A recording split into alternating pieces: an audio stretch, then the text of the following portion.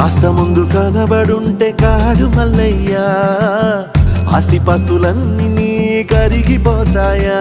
ఏమైనా నీకు న్యాయం గుందా? ఈ పైన నిన్ను వదిలేదుందా? ఎట్టగెట్టనో తల తిరిగి ఒగసిన పాపమంత కరిగి శివయ్యాని సిగముడిలా చెక్కుకుంటిరా. బొమ్మని ఇదిలించిన, కసురుతూ కదిలించిన, శూలముతో పొడిచిన, పాములు కరిపించిన, నిన్నొదిలితే నా పేరిక తిన్నడే కాదురా.